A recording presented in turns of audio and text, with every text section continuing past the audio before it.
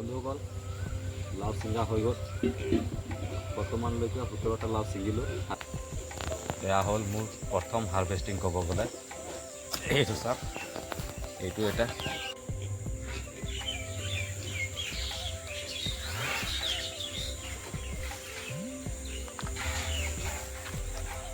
সকলোকে আজি ভিডিঅ'টোত স্বাগতম। আজি আমি লাউৰ প্ৰথম হাৰ্ভেষ্টিং কৰিম, যি নেকি এইবাৰ লাউ লগাইছোঁ গৰম দিনৰ বাৰিষা কালৰ লাউ।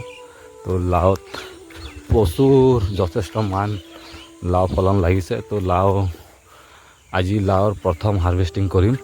তো যিহেতু আপুনি গম পায় মই অলপ খেতি বাতিও কৰোঁ, লাউ খেতি কৰিছোঁ। এয়া বাৰিষা কালৰ গৰম দিনৰ লাউ হয়।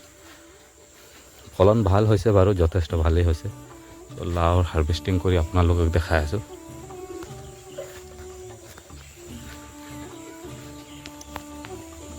এয়া হ'ল মোৰ প্ৰথম হাৰ্ভেষ্টিং ক'ব গ'লে। এইটো চাওক, এইটো এটা 2 কেজি চাইজ এটা লাউ, ধুনীয়া অসমৰ লোকেল ভেৰাইটি হয়, চকনা ভেৰাইটি। এইটো প্ৰডাকশ্যন ভাল হৈছে। এইটো এটা এয়া হ'ল 2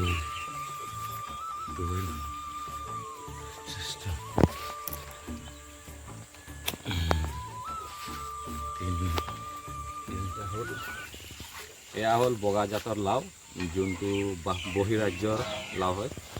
আমাৰ যিবিলাক মানুহ বাহিৰত কাম কৰি আছে সিহঁতে চিনি পাব ভালকৈ। এয়া লাউ কেজি হিচাপে বিক্ৰী হয় বাহিৰত। তো মই এইটো লগাইছিলোঁ পৰীক্ষামূলকভাৱে, যথেষ্ট ভাল ফলন হৈছে আৰু ডাঙৰো হৈছে। বাহিৰত যিহেতু এইটো আধা কেজি 300 গ্ৰাম চাইজত হয়, তো আমাৰ ইয়াত একদম পূৰা প্ৰচুৰ ডাঙৰ হৈছে। এইটো লাউ খেতি কৰিছোঁ, ইয়াৰ প্ৰডাকশ্যন ভাল হৈছে। এইটো চাওক কি ধুনীয়া লাউ।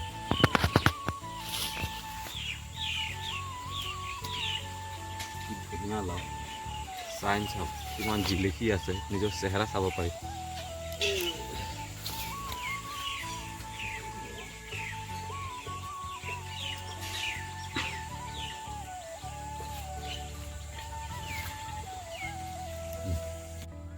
বন্ধুসকল লাউ ছিঙা হৈ গ'ল।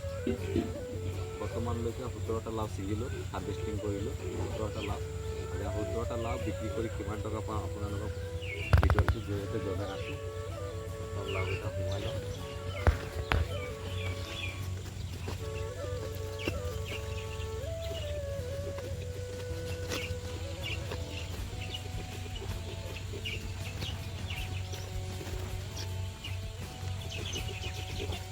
আৰু নাথাকিব, বাকী 517 থাকিব, পাছত সেইটো লৈ যাম।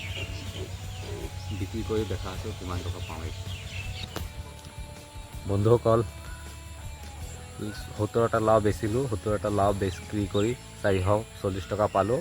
440 টকা আমাৰ যোনটো গাঁও এলেকা, বাগানীয়া এলেকা হয়, য'ত নেকি বহুতো মানুহে বাকী লৈছে। তো 8টা মান বাকী গৈছে, আৰু বাকী গাঁৱৰ ৰাইজে 20 টকাৰ ওপৰত লাউৰ দাম কল্পনাই কৰিব নোৱাৰে। তো বহুতে 20 টকা দিছে আৰু বহুতে 30 টকা দিছে।